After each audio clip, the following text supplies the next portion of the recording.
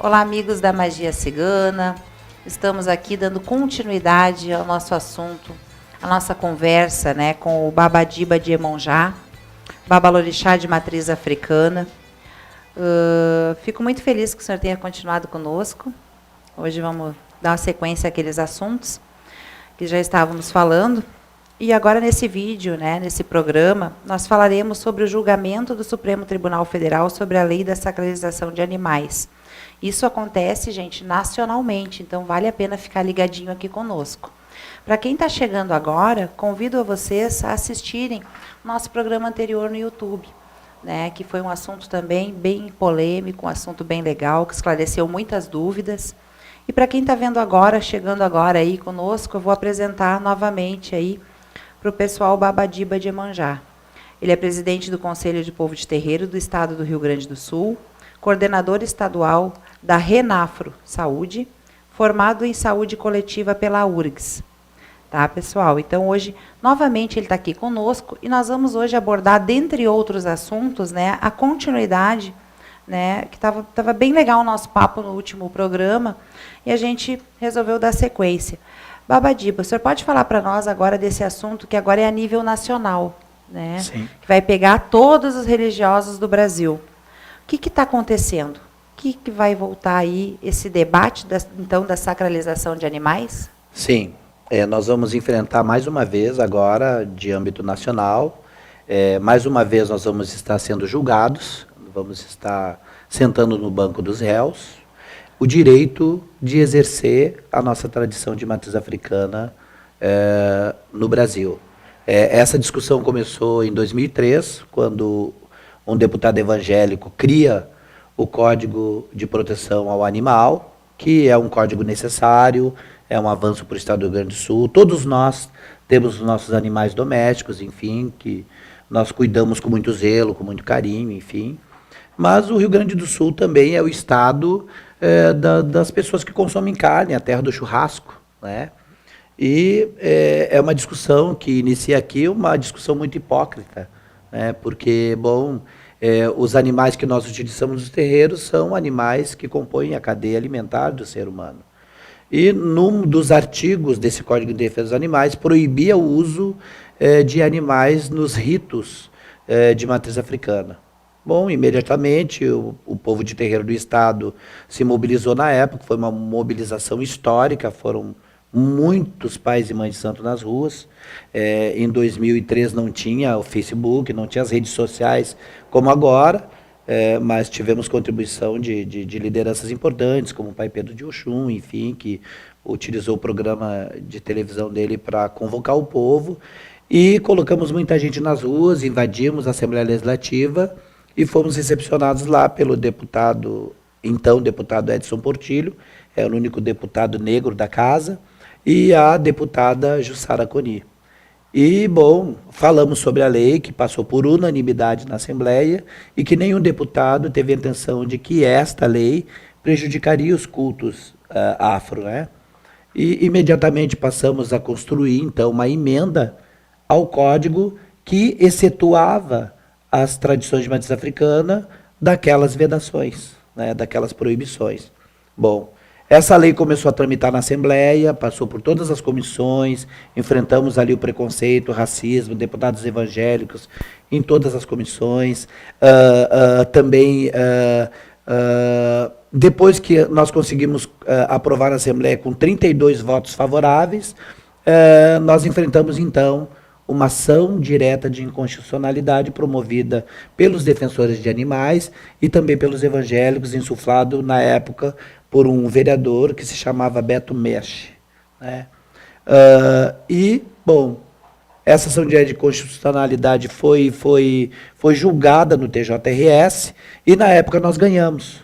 Nós ganhamos por 14 votos favoráveis e 11 contrários. E eles recorreram ao Supremo. Então, desde 2003, essa ação está no Supremo Tribunal Federal para ser colocada em pauta e nunca havia sido colocado, né?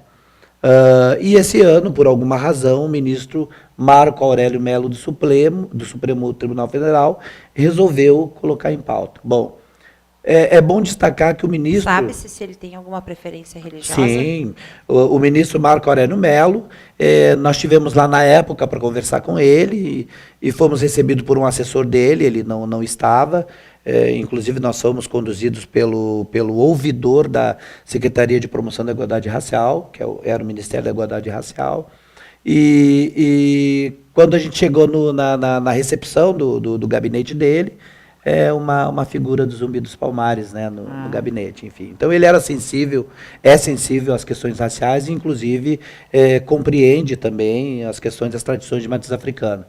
Então tiveram alguns, ao longo desses 13 anos, tiveram alguns pareceres favoráveis pela ministra Ela Vieco, por exemplo, dando um parecer favorável, né, dizendo que a ADIM não procede, né. Enfim, e se o ministro Marco Aurélio Mello resolveu colocar em pauta agora, ele deve ter sentido pelo menos alguma situação favorável. Essa é a nossa esperança, embora a gente saiba que o nosso país vive agora uma onda de conservadorismo, né, em que você abraçar qualquer setor da cultura afro-brasileira, né, está abraçando algo que dialogue com o demônio, né? Que também ser homossexual também é coisa do diabo, enfim. É uma onda de conservadorismo que a gente enfrenta e que atinge direto os espaços de terreiro, porque é o espaço que acolhe a diversidade, né? É um espaço de acolhimento, espaço de terreiro. Então, é uma discussão polêmica. O Brasil já está se mobilizando, o Brasil de matriz africana.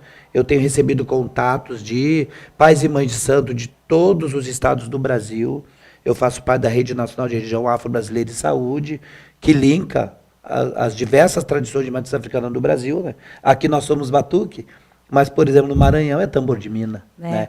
No Maranhão tem a encantaria, né? É a coroa portuguesa que se manifesta na capacidade mediúnica do nosso povo de terreiro. Eu uso um termo no programa que eu falo, batuqueira, e eu fui questionada pelo pessoal do Rio de Janeiro.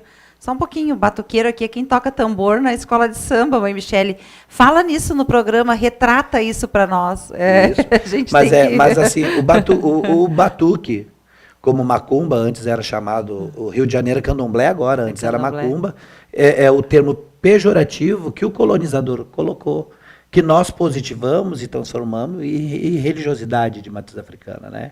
Assim como o candomblé, ou como o tambor de mina, né? Que era o som do tambor, assim, no Maranhão, enfim, que eles chamam, por exemplo, o tocador de tambor de abatazeiro lá. Aqui a gente chama de tamboreiro. Enfim, então o Brasil ele acolhe um mosaico de tradição de matriz africana que é muito interessante, que é riquíssimo, que é belíssimo e que só o Brasil tem, né? Aliás, eu fiquei sabendo agora nessa discussão do Supremo que, bom, o estado do Rio Grande do Sul é o estado que tem a maior diversidade religiosa do Brasil. Aqui se acolhe diversas expressões, diversas matrizes religiosas, né? E aí vem essa pergunta, né? Por que somente, praticamente, posso estar enganada, mas eu só vejo a nossa ser atingida, né? Quando eu falo a nossa, que eu sou um bandista, né?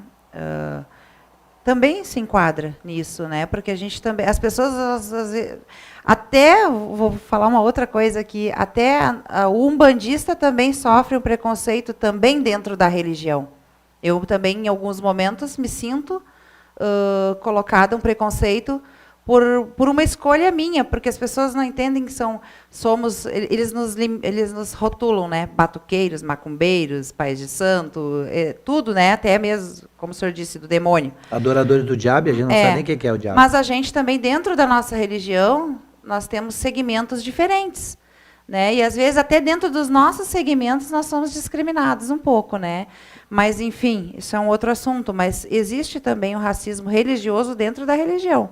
Mas de todas as religiões, a nossa é a mais atacada, mais atacada, né? Porque assim, por exemplo, um deputado se preocupa com a quantidade de animais abatidos no terreiro, mas não se preocupa com a quantidade abatida nos abatedouros oficiais, que o número é infinitamente maior.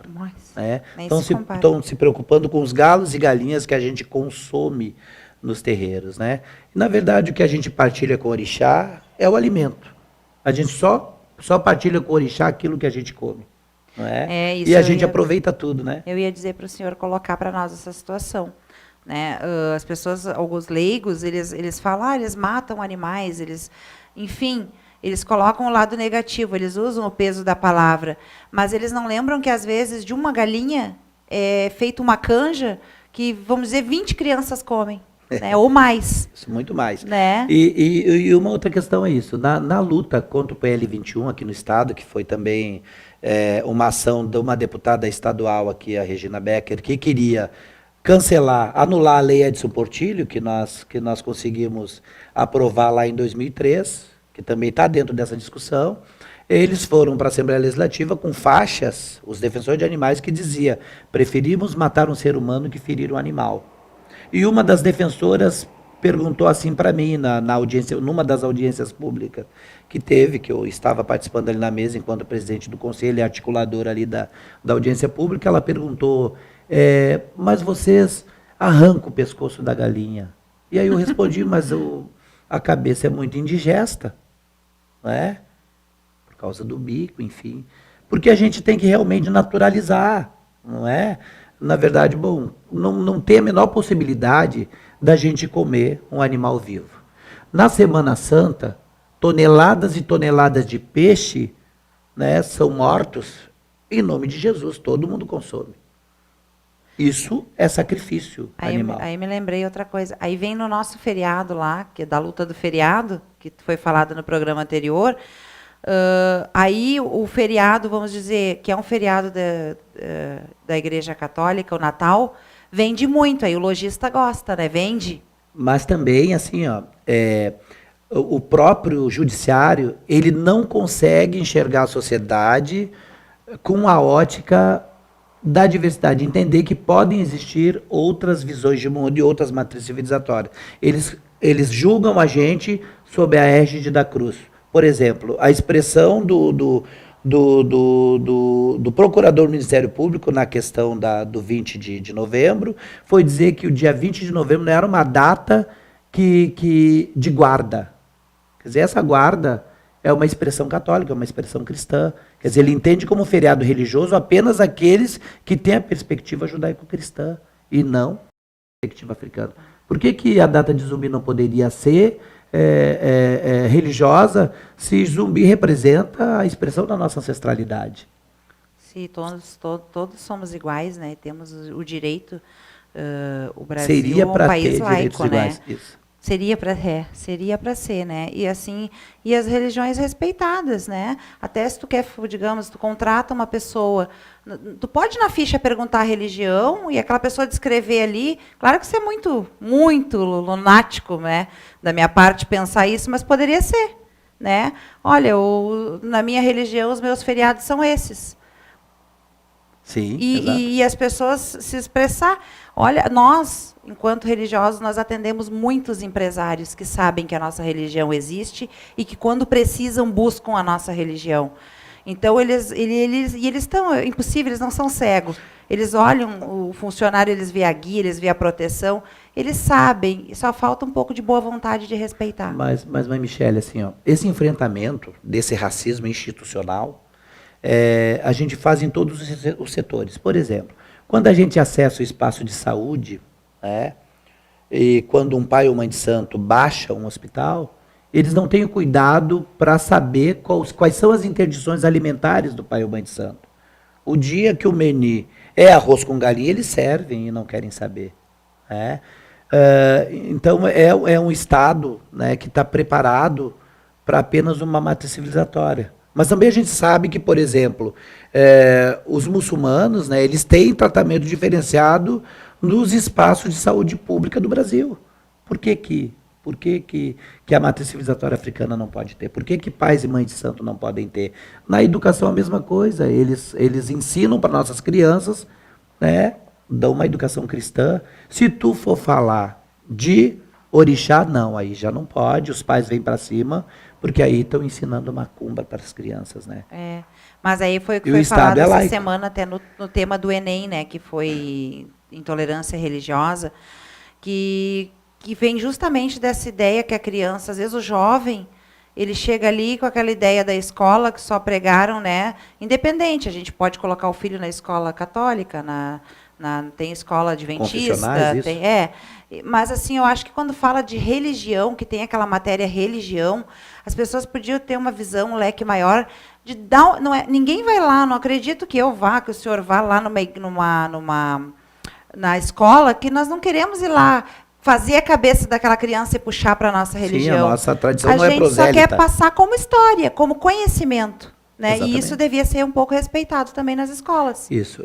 A escola ela deveria... Mas também assim, ó, quando é para abordar a questão da tradição de matriz africana, aí qualquer pessoa se acha credenciada para falar sobre o tema sem ter conhecimento. Então, a questão é essa. Onde é que está esse conhecimento? Esse conhecimento está no saber do nosso mais velho, que guarnece, né, todo esse legado, né, que detém todo esse conhecimento. Até não para falar, porque eu estou aqui justamente para defender a causa, né, de vocês, da matriz africana, enfim. Mas eu passei na pele isso. Na escola da minha filha, falaram para ela, professor de religião, como o senhor disse, desqualificado, falou, na Umbanda estão matando animais. Daí ela chegou em casa, mãe, mas tu sempre falou o contrário, que não faz. Né? E não estou falando por fazer ou não, porque eu acho que tem que ser feito o que deve ser feito. Né? Não tô... E aí ainda explicou errado, porque tem a Umbanda cruzada que é feito. Exatamente. Então, né? É uma Umbanda antiga, né? Então, se não abre a boca para falar o que sabe, não fala. Não fala o que não sabe. Não fala o que não sabe, né? Então, a escola, às vezes, tenta passar e passa errado. Ele deu um nome também, ela chegou em casa, mãe, não é tamboreiro, não é alabê. Dá um nó na cabeça daqui, porque nós religiosos, às vezes, a gente, por uma falta de oportunidade de uma escola nossa, a gente coloca os nossos filhos. E às vezes, eles têm que esconder também que são da religião. Que ela esconde o tempo todo por pelo aquele medo da represália, que já houve esse ano, eu já busquei, já tive problemas e busquei a delegacia, fiz BO e tudo, e me imponho como, sabe, não ter esse problema. E isso acontece com as nossas crianças. Acontece. Um dia eu estou em casa e a minha filha, alguns anos atrás, sentadinha fazendo os temas e botava Bará, Santo Antônio. E eu ali, fazendo as minhas coisas, daqui a pouco eu parei, opa, como é que é, minha filha? Não, pai, agora a professora minha está ensinando religião africana. Olha. E eu disse, tá, minha filha, mas então a professora está ensinando errado. Porque o Bará não é o Santo Antônio. O Santo Antônio é o Santo Antônio. O Bará é o Bará. Né? Tem que dizer para a tua professora que existem fronteiras teológicas aí. Que Santo Antônio é da matriz civilizatória judaico-cristã e que o Bará é da matriz civilizatória africana. E que em um tempo foi necessário a gente fazer essa associação de um com o outro como defesa da própria vida da gente mesmo. E que hoje não precisa mais. Então tem que falar que bom. Por isso que eu falo que bom. Eu hoje, depois de tantas lutas, sou muito chamado assim, para palestrar nas escolas, para os alunos, mas eu gosto muito de falar para os professores, porque é incrível, um dos espaços mais preconceituosos e racistas da nossa sociedade é a educação, que é onde começa a formar a identidade das nossas crianças. E o professor, ele é eivado de preconceito para abordar o tema. E quando eu chego nas escolas, eu chego na sala dos professores, eles ficam tudo amontoado num cantinho, e eu sentado bem à vontade numa cadeira. Até eles me conhecerem. E quando eu começo a falar, eles ficam surpresos, porque eles acham que bom pai e mãe de santo não sabe falar, não sabe se expressar. Então eu fico surpreso pela minha eloquência, enfim. Mas é sempre uma discussão muito boa. Eu lembrei de uma situação agora da minha secretária, que ela estudou na mesma escola que a minha filha estuda, né? E ela disse que um dia levaram um pai de santo, uma mãe de santo lá para falar sobre religião. E olha, imagina a coitada da pessoa, né, que foi lá. Ela nem lembra, faz anos. E ela disse que ela era adolescente.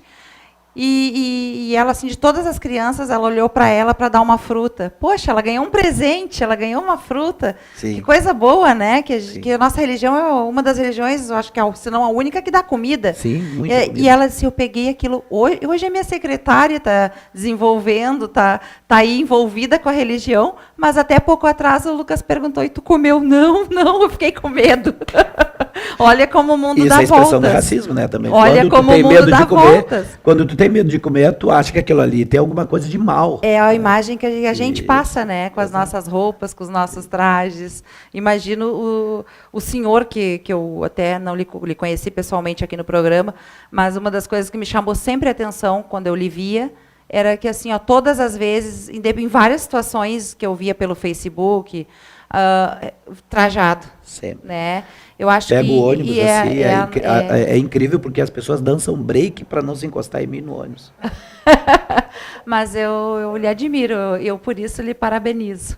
Eu já tive uma situação de ir numa audiência vestida, com o pai Lucas também, e realmente a gente entrou no fórum e ficava todo mundo assim, ó, tipo, como se a gente fosse extraterrestres.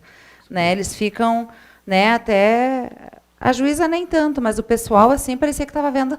Claro que é uma coisa que não é normal, mas eu acho que isso está faltando, né? Isso, a gente impor a presença, a sociedade acostumar a nos ver, não achar que a gente faz alguma coisa de muito secreta dentro do terreiro, que não pode ser visto, né? A gente tem que mostrar naturalidade, naturalizar isso. Eu tinha ali o meu escritório contábil no Bonfim.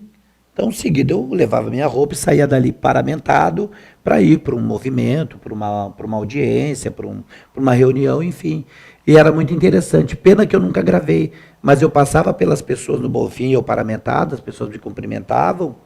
Se eu parasse e olhasse para trás, todo mundo que passou por mim me cumprimentou, estava parado, olhando assim, com uma expressão, poxa, a vida já pode, Como é que é isso, né? É. E depois de um certo tempo ficou natural, as pessoas já acostumaram a me ver transitar por ali, já me cumprimentam, ô Babadiba, como é que o senhor está e tal. E também tem aquelas situações engraçadas que tu chega, por exemplo, nas escolas com os professores, sempre tem aquele que olha e diz, olha aqui, estou toda arrepiada. Adoro essas coisas. Tem o povo carinhoso com a gente, né? Isso não dá para dizer. Tem tanta gente, às vezes, que fala coisas, que tenta... a gente já falou agora do lado negativo, né? Assim, que as pessoas têm o preconceito, esse racismo, mas também a gente é tão afagado, acarinhado, tratado bem por pessoas, às vezes, que a gente nem espera, né? A gente já tem aquela... como é que se diz? A gente já fica assim meio, né? Eles ficam com a gente com eles, porque a gente sempre acha que vai ser... E, às vezes, quando vem o carinho e tu espera a agressão, é muito bom. Afinal de contas, a senhora, enquanto uma líder religiosa, e eu, enquanto um babalorixá, somos cuidadores por excelência 24 horas por dia. A gente promove o cuidado do outro. Né? Às vezes uma pessoa é associada no seu terreiro, no seu espaço, mas a senhora cuida da família toda. Às vezes a gente... E o bem que se faz, assim, às vezes a gente não tem noção quando somos encontrados, assim, às vezes as pessoas dizem, tu não sabe o bem que tu me faz, daí tu dá aquela olhada, nós, assim, que a gente está sempre com essa questão da TV e do vídeo, a pessoa diz, o bem que tu me faz, isso já deve ter acontecido com o senhor, que também está sempre na mídia, né? E aí aquela pessoa tem uma identidade contigo tão próxima, e tu dá aqueles 2 minutos que tu dá uma pensada, e daí ela diz assim, eu assisto o que tu fala, eu acordo, tu me motivou, tu mudou a minha vida, só com as palavras, né? O Perfeito. dom da palavra mudar a vida. Perfeito. Isso é uma gratificação para nós, da nossa religião. Né? E finalizando aqui, pena que o nosso programa, quando está bom, o tempo passa tão rápido, né? Quero dizer para todos, assim, deixar o espaço aberto. A magia cigana agora está oportunizando todos os assuntos que for de um interesse geral das pessoas, sendo da Umbanda, sendo da Quimbanda, sendo de matriz africana. Só assim, assunto geral, né, gente? A gente aqui não vai... me veio uma outra coisa, outra situação que não tem nada a ver, mas assim, eu vou falar, não, a gente não vai vender o ingresso de tal coisa, não, mas assim, assuntos legais, como foi colocado aqui, coisas, né, de importância, de uma relevância, que faz bem, informação, né? Pode entrar em contato com a Magia Cigana, o espaço vai estar aberto, né? Pode entrar em contato comigo, com o pai Lucas, com essa questão aí do Babadiba ser o presidente aí do Conselho do Povo de Terreiro. Eu acho que tem muita coisa assim que às vezes é bom trazer, né, expor, porque a gente precisa. Vou falar, mãe, que esse conceito do povo de terreiro foi amplamente discutido para justamente incluir todo mundo que toca tambor e se arrodeia. Para incluir Umbanda, Quimbanda, Batuque. Se um bandaime quiser cair para dentro, vamos embora. né, um espaço de defesa dos direitos sociais de todo esse povo que se manifesta a partir do toque de tambor. Se a gente não se defender, quem vai se defender, né, Mesmo. Babadiba? E lembrando, assim, rapidamente, né, gente, dia 23, bem rapidinho, em Alvorada, o pessoal está convocado. Rapidinho, Babadiba, o horário. Às 17 horas, na Câmara Municipal de Alvorada. De Alvorada. E dia 20 de janeiro para a marcha. Aonde é o início? 16 horas, na Borges de Medeiros, do Largo Glênio Pérez. É a concentração da marcha às 16 horas e a saída às 18 horas. Tá, marcha contra a intolerância religiosa. Isso. Tá, pessoal? Eu deixo aqui o nosso WhatsApp, 5197280478. Inscreva-se no nosso canal do YouTube Magia Cigana, é completamente gratuito. E lembrando, rapidamente, São Paulo, estaremos lá do dia 12 ao dia 16, com consultas presenciais no bairro Bela Vista. Agradeço aqui a presença do Babadiba, é uma honra, fico muito agradecida e agradeço Obrigado também a em nome vocês. dos nossos espectadores as dúvidas que hoje o senhor tirou com eles. Ok, eu que agradeço a vocês e mais uma vez parabenizo pela iniciativa. Muito obrigada. Um beijo, pessoal. Até o nosso próximo encontro. Cheque.